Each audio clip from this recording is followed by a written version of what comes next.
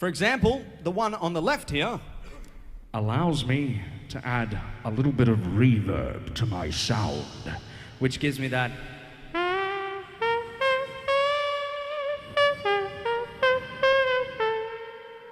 Flavor.